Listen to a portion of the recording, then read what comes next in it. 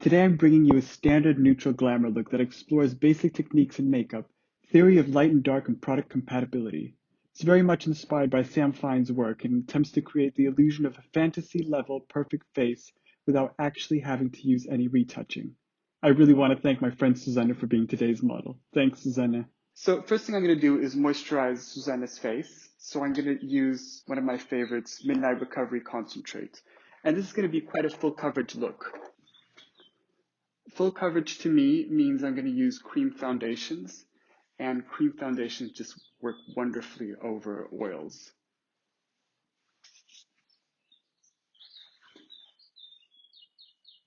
For lips, I'm going to use, again, one of my favorites, Egyptian Magic. Just going to put a very generous amount on so they soak it in. So as I said, this is going to be a pretty full coverage foundation look. So it's not going to look absolutely natural. I do want it to look a little bit more photoshopped. So to make sure that with this full coverage, Susanna's face doesn't look super flat, we're going to do quite a bit of highlighting and contouring because we want it to look wonderful and photoshopped and ethereal. So we are going to start with concealer. However, first, before I do that, I'm going to try and match her skin tone. Well, actually, we're going to fake it a little. So we want her a little bit more tan. So I'm using MAC Full Coverage, and this is a cream foundation. And I'm going to show you how I like to work with these. So we want to bronze Susanna's skin a little bit. And I think we're going to do NC35 mixed in with a little bit of NC45. Where is that spatula? And I like the acrylics because it's transparent so you can see how much darker you want it.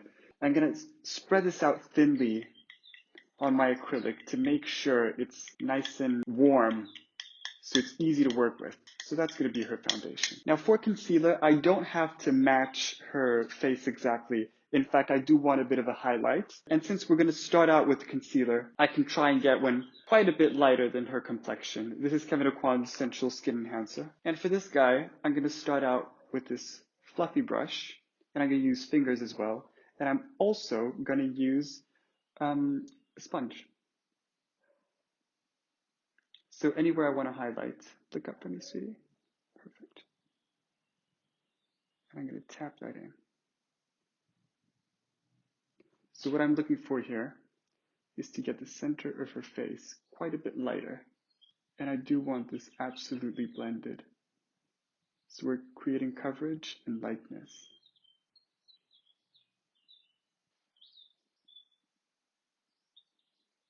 When highlighting around the eyes, it's very important to get this inner bit. It's almost part of the nose. You can close your eyes now. It's the inner part of the nose, which does tend to have quite a bit of blue in there.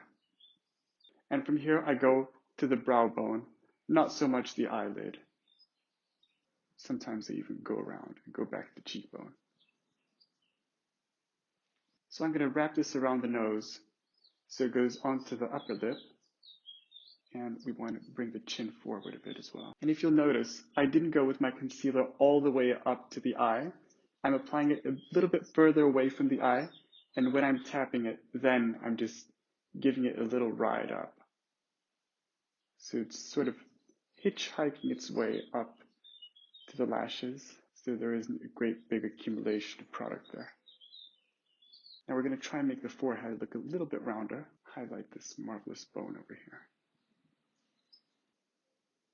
So once we're happy with that, and once we feel like her face is highlighted enough, and we feel like we've thinned it out enough with our fingers, we're still going to get rid of some of that excess of product. And for this, I'm going to use these traditional wedge sponges. And I'm just going to tap over. So this motion isn't only a tap, it's as if it were a tap, and before you actually drag it, you sort of lift it. It's something like that.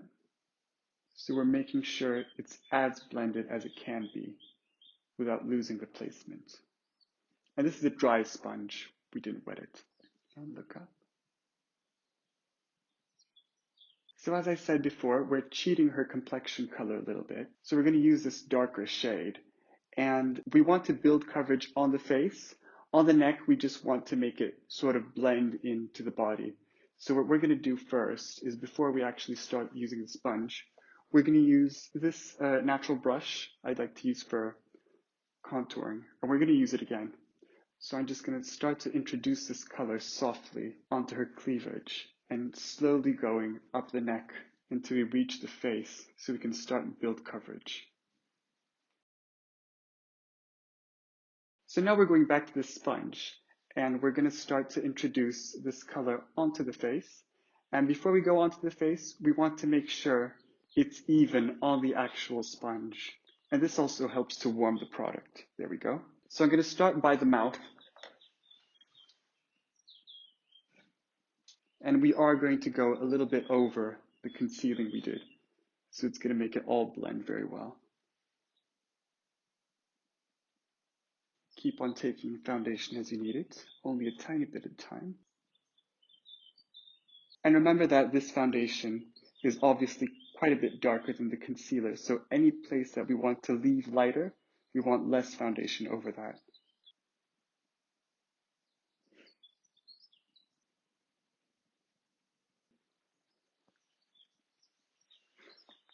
So as we go closer to the jawline, we're going to merge with the color that we applied before.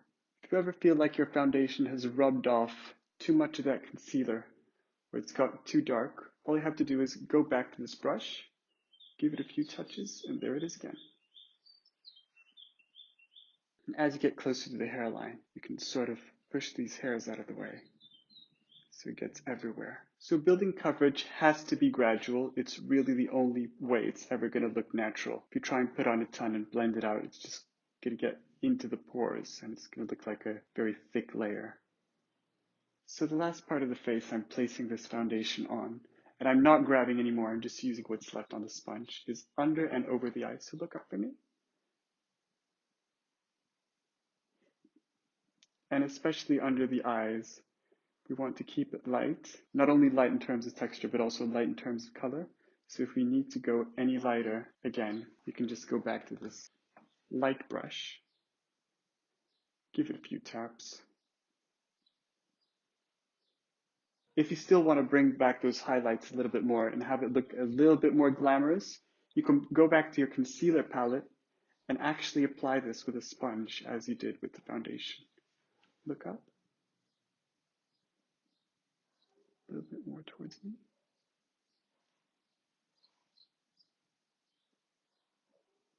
And no matter how light this concealer was, it's never going to look as stark as it did in the beginning because you are using a sponge which is transporting some of that base color. And this is really just playing around with light and dark. And to me, these are the basics of makeup. So this is something I would use on a drag queen as well, but this sort of works for everyone. You just sort of adjust how much coverage you want. Very universal technique. Right, so now we're ready to add some contouring, so some dark color. And for that, we're going to use the NC50. Same foundation. Take a little bit of that and place it below previous color. Spread it out nice. And I'm going to go back to this brush so we can start and add a very subtle contour. I may have said this before, but I like using natural brushes sometimes to add creams, especially when I want them to act like powders, but I still want the reversibleness. Is that correct? Reversibleness, reversibility that creams give you, so you can go back if you make a mistake. So I'm starting out by the jawline, creating a shadow under here.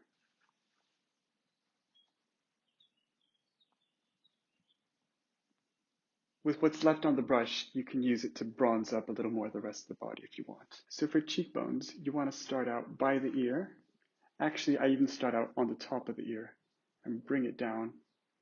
And I do want this brush to lift when it's pretty close to the eye.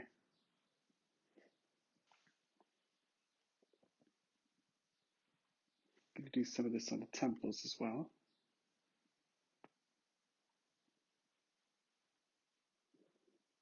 If you ever want this contour any stronger, we go back to the sponge and I'm going to use another side of it, one that's clean. You can pat in some color as well. So this part of the sponge is also really great if you want to add some of that color into the nose and do a nice nose contour.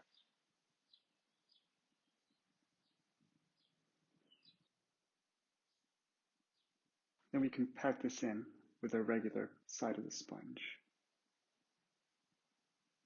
So now we're ready to set this. And I'm going to use this Hourglass translucent powder. It's the most natural powder I've found until now. And I'm going to use a sponge, and I'm going to start out under the eyes. So we've got the powder over here, and before we apply it, we're going to go back to our base color and just iron out any wrinkles. The concealer's wrinkles, not her wrinkles. She's like 12.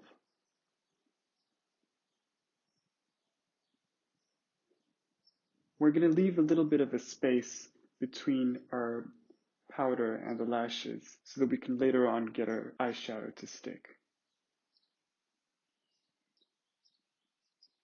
And to make sure we don't get any dryness around the eyes, we want to remove this right away. We're going to start with a large brush. Try and fan this powder out onto the breast. When we get really close to the eye, we want to use a slightly smaller brush. For the rest of the face, so that it doesn't get too greasy, we're going to blot slightly. So any place that has a tendency to get quite oily. So now we can sort of set the central panel of the face.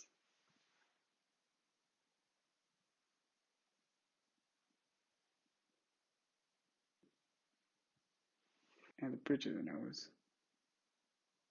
And again, remove that right away.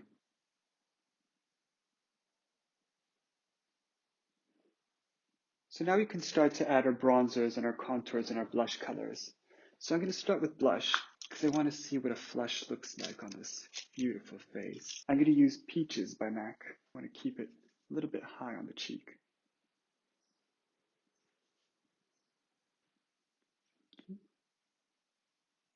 Can add a touch of this to the temples and to the nose. And if you'll notice, any color that I apply now on the nose will stick a little bit more to the sides than to the center because we said that before. For bronzer, we're actually using a Mineralize Skinfinish Natural. The color is dark deep, and I think this makes a wonderful bronzer. We're going to keep it especially on the forehead. Bring it in slightly.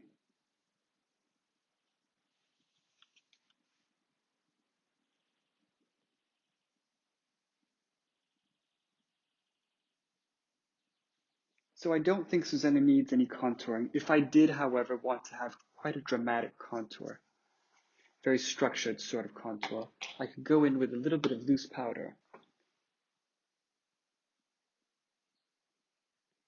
and create this protected area where the contour wouldn't stick, so it doesn't go any below this line. We could grab a darker contour color, just a tiny bit, because it's already quite dramatic, and give it a tiny bit of more structure. And you definitely don't want to bring this very dark color all the way in. So the excess powder is brushed away and blended in. We can do a little bit of a highlight with this Bobbi Brown Shimmer Brick. This color is Bronze Glow. It's gorgeous.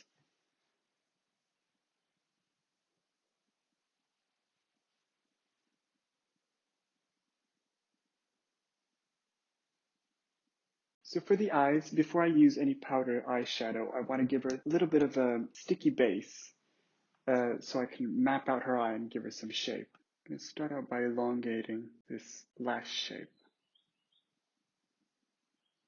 And now with our eyes open your eyes, look straight ahead just like that. I'm going to try and cheat a little bit of a higher crease. I'm trying to elongate this shape and give it some connection to the top. Now I'm grabbing just any old brush and I'm going to smooth this out. Close your eyes.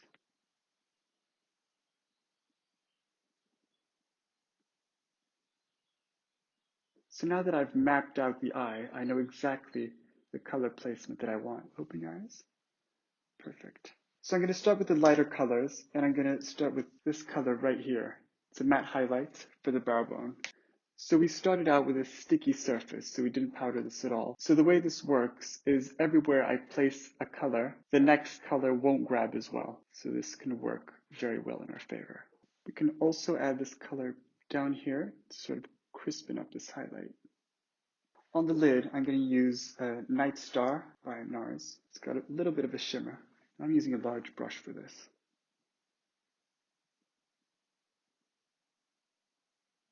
We can cheat a larger lid if we get Sun to look straight ahead for me, just like that, and sort of add this light color slightly above her natural crease. And close.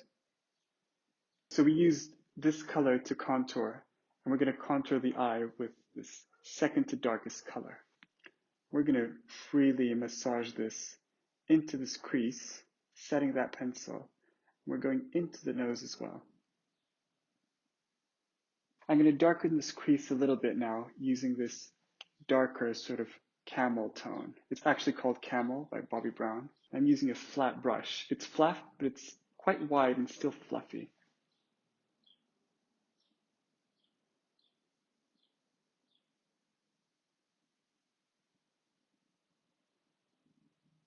Now to make sure I get the crispness I need from this crease, I'm going to use quite a dark brown. I don't know what it's called. And I'm going to use a tiny little brush. So I'm starting at this corner and patting in a vertical line, blending that out and in. And now with very tiny circular motions, I'm starting to work that into the previous brown. And I'm only adding this in to like a third of the eye. To help with blending, we can do this very easily just by giving a little tiny bit of a sweep with the previous brushes. So this is a brush we use for the camel, and this is the brush we use for the taupe. So very easy blending.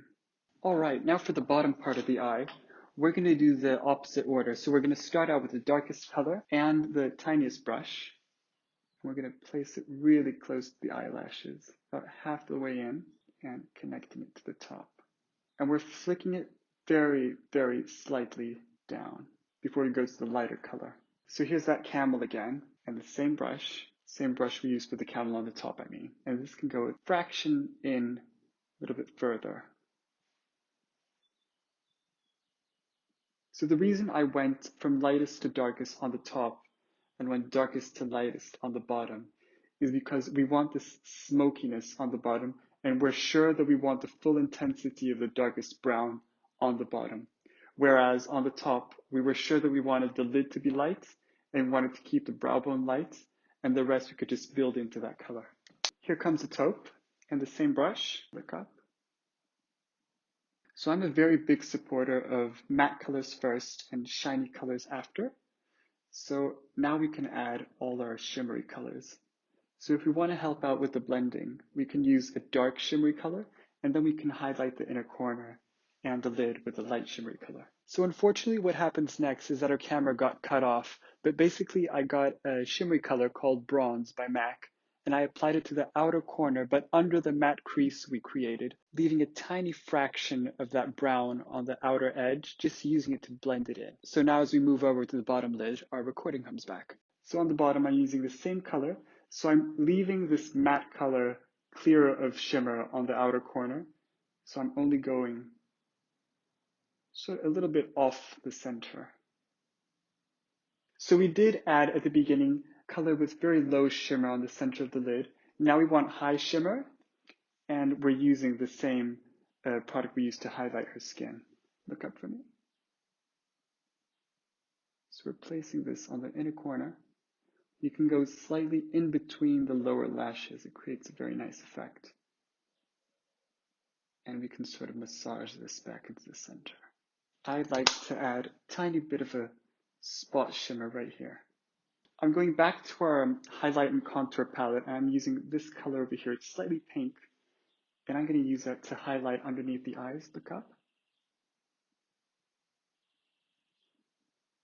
So you can think of it as quite a close match to the color we used, first color we used on the brow bone. So on the top, we're going lightest to darkest, and on the bottom, we're going darkest to lightest. See what a beautiful highlight that creates. So if we wanted a very smoky top line, we would have started out with a pencil, but I just want the line very slightly blurred out. I'm going to use it now in the end. So I'm using these, one of my favorites, KIKO, and this is a very, very dark brown. It's number 6. And I'm going very close to Lash.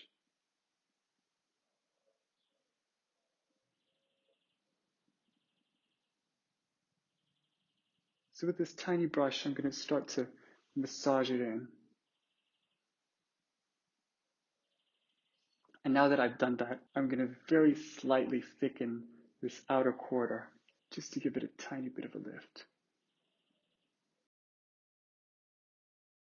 For eyelashes, I'm going to use a pair of Ardell's. These are the Naturals, and they're 110. Take this off. I'm using the black duo glue.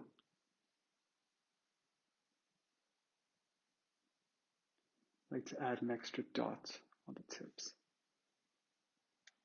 I'm going to try and convince them to get into a bit of a curved shape. So now I'm ready to place these.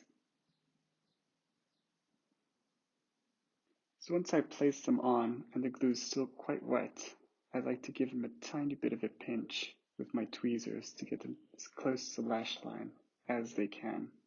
Look down in this way. I'm going to try and adapt them here. I'm going to let that glue dry for a second. Now this is a great eyelash trick. I like to curl them after they're placed. And this way we can get the real lash and the false lash to go in the very same direction.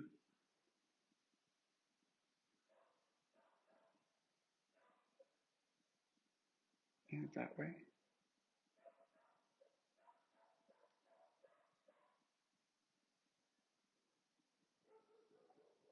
So this is my favorite mascara, especially for weddings. It's Clinique Power Lash Mascara, and it's considered a tubing mascara. So this means, look up for me. This means that it is waterproof, and it's very slightly grease-proof. So it never smudges. The way you remove it is you use some pretty warm water, and it comes right off in little tubes. That's why it's called a tubing mascara. And even when it comes off, it doesn't come off running or smudging. It comes off in little pieces. So it's easy to remove and very long-lasting. So I'd like to put my finger here and apply a little bit of pressure on the roots just to further sort of marry them. I'm going to start out with a little eyebrow gel just so I can get a better understanding of their true shape. So now I'm going to start to add some very tiny hairs. I always use a brow color quite a bit lighter than you would think, because you can always darken them a little bit more after. And sometimes this is just enough. So I believe we don't have to paint in hairs that are the color of the actual brow hair. We just have to paint in the shadow of hairs to simulate some thickness. So now that that's done, I'm going to set this and further add a little bit of shading. Again, with quite a light powder. So I'm actually going to use the contour color that we use for the eyes, for the brows. And we're going to end with a little bit more brow gel. So now onto lips. Susanna's lips have absorbed all of the moisturizer we added. So we're going to do some lip liner. I'm using 533 by KIKO. So as you can see, Susanna has some gorgeous lips, but we can do the top lip a little bit thicker so it's more resembling of the lower lip as well. And I like to take my time with this. So once I'm done with that, I actually like to, especially in this case, I can contour Susanna's lower lip a little and create the illusion of a shadow. So I'm going back to this contour color. And I'm going to add this in the very limit of this lip liner. And I can do the same thing on the top lip. So I'm blending and I'm shading at the same time. Now onto lipstick. I'm going to use the same brush, so I'm going to sort of fluff the color in. And I'm using this shade called Cherish, patting it in. To finish off this look, here comes some lip gloss. Last thing I'm going to do is I'm going to bring back a tiny bit of that glow with some Fix Plus. I'm going to do this from pretty far away because it does have very violent spritzer. Close your eyes. And that's the final look.